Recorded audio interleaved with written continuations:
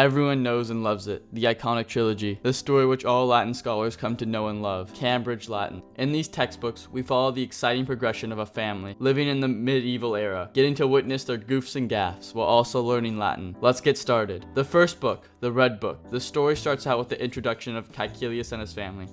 On the surface, we see a typical family. Caecilius, a rich upper-class man. Metella, his jealous and materialistic wife. Lucia, the daughter. Quintus, the son, who will become more important later. Clemens, a loyal and brave slave. Grumio, the often seen drunk cook. And Serbius, a feisty dog. These are the main characters of the first couple stories seen in the book aren't too interesting, consisting of basic Latin sentences such as the mother sits in the house or the dog sleeps in the street. We do get some background on Caecilius though. We learn that Caecilius was a rich banker, tax collector, auctioneer, money lender, and a farmer who also boasted a grand name. Lucius, Caecilius,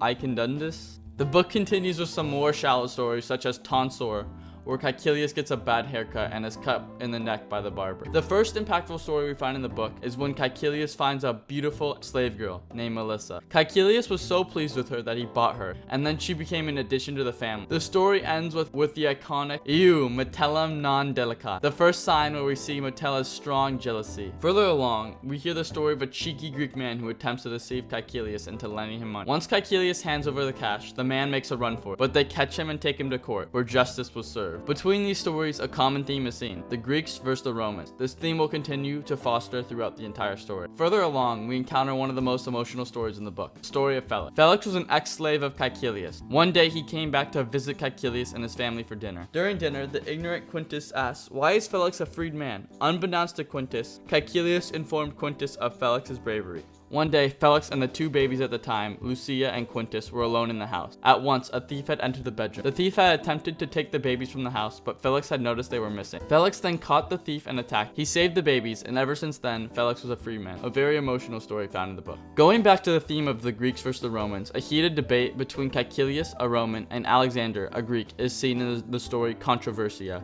which really results in them saying random stuff like, "We are smarter, Greeks are lazy," or "Greeks were blessed by the gods, Romans copies the Greeks," which in the end, the judge decides that the Greeks had won the argument. Speaking of Alexander, Lucia, Caecilius' daughter, starts to develop a crush on him. She then confesses her love for Alexander to her mom, who does not approve because he is Greek. The final eerie chapter of the first book. In the story Tremors, we start to foreshadow the fate of the citizens of Pompeii. Here, the family nervously discusses how they all have been experiencing earthquakes recently. On top of that, they start to see black clouds come out of the volcano. However, Caecilius states that he is not worried because he trusts the gods to protect him. At once, they feel a huge earthquake, and all the people of Pompeii begin to flee into the streets as a huge black cloud of ash begins to fall from the sky. The entire city was on fire. They all started to flee. The volcano has erupted. While fleeing, Caecilius, however, concerned about his family, at once returned to his house. Clemens decided to be brave and join Caecilius. In the final story, Finis, they discuss how many Pompeians had died and their city was destroyed. However, Clemens did not die, and he had searched for Caecilius. He found Caecilius' house and an almost dead Caecilius buried under a collapsed wall. There next to him was Serbius, the family dog. Caecilius demanded that Clemens free, and he gave Clemens his ring, and then he perished. Serbius refused to abandon Caecilius though, and he stayed with his dead master in vain. Quintus and Clemens were the only ones to survive and flee successfully. The end of Book 1. Moving on to Book 2, we see a change of scenery from Pompeii to Britain. In this book, we meet a new main character who has many slaves. His name is Salvius, a cruel, high-class Roman senator who owned many slaves, and his wife, Rufilia. The first couple of stories discuss Salvius, who is a very, very horrible man who has been seen killing his own slaves out of anger. We then later come to see that Rufilia and Salvius are a very bipolar couple, as they can be seen arguing a lot throughout the story. Remember Quintus, the son who had fled from Pompeii? He makes a return. Although Salvius despises Pompeians, Rufilia had invited Quintus, who had become a merchant, over to stay with them. A broad theme in Book 2 is the theme of Romans versus the Britons. The Romans, having control of Britain at the time, felt as they were superior to the Britons, and that the Britons were stupid. Further along in the story, Salvius takes Quintus along with him to give gifts to the king of Britain, King Cognidubnus. From there, King Cognidubnus and Quintus become acquainted. Soon forward, Quintus had begun to tell the king about his life when he had lived in Alexandria after he fled Pompeii. Quintus then tells the king some crazy stories about when he stayed with his friend Barbilus. He tells him the story of an evil man he had to deal with named the astrologer. The astrologer was a phony who believed he could perform miracles. However, throughout the story, the astrologer was very lucky in his false predictions. For example, once he warned Barbilus not to go outside. When Barbilus went outside, however, he was attacked by a crocodile and was greatly wounded. Then, the astrologer, claiming that he foresaw this event, tried to use magic to heal Barbilus. He attempted to cut up a mouse and use it to heal him. Quintus, however, didn't buy this. He went to get Petro, a real doctor. Petro then stopped the astrologer from putting the cut up mouse onto Barbilus and bandaged Barbilus. While during his recovery, the astrologer had made an even luckier guess.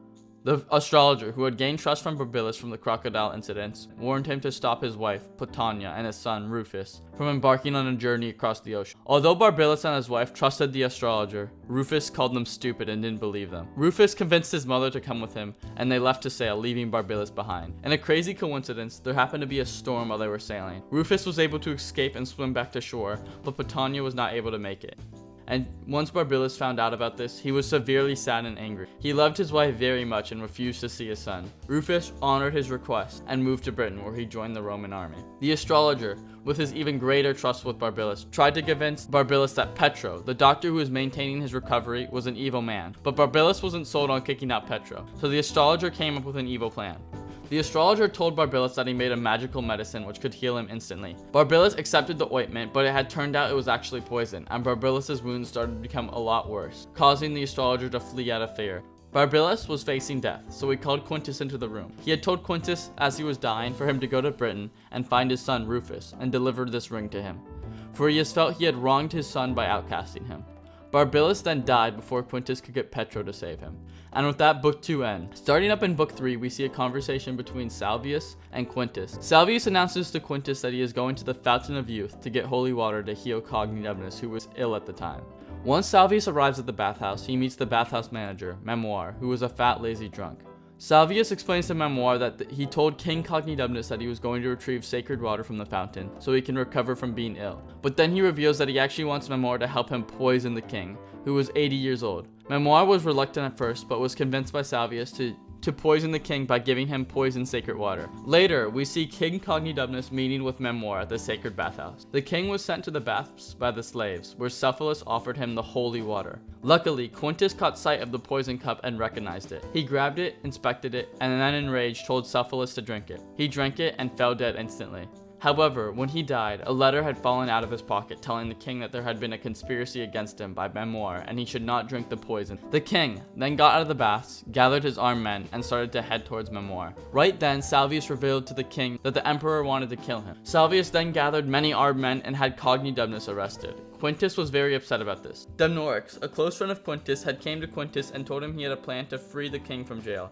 He told him they needed to go to Agricola, a powerful Roman ambassador, and ask him for help because Agricola is more powerful than Salvius. They stole 2 horses from Salvius and left on their journey. Salvius soon caught on to the fact that Quintus and Dumnorix had escaped to find Agricola, and sent Roman soldiers to find him. Once they finally found them, they had killed Dumnorix, but only injured Quintus, and he was able to escape and continue on his journey.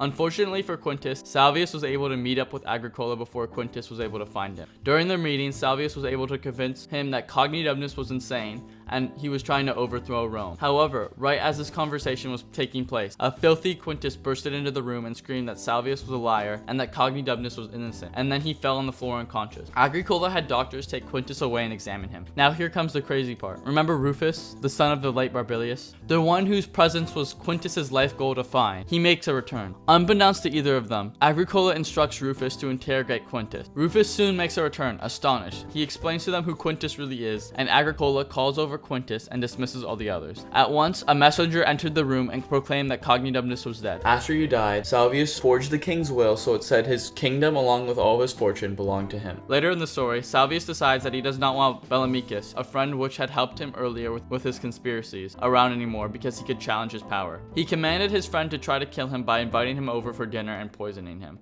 Bellamicus accepted the invitation and came over to the palace. During dinner, they got into an argument over money, payment, and Cognidubnus' will. Salvius Salvius then instructs Bellamicus he must try his special sauce imported from Spain. He then tells Bellamicus he wants to make him a king as a distraction while ordering more special sauce from the slave. Bellamicus was very drunk and the poison finally hit him, where Salvius told him, "You will be the king. You will be the king of the kingdom of heaven." Right before he fell dead, he threw a dagger at Salvius, and then we gotta end it there. I'm sorry guys. Until next time.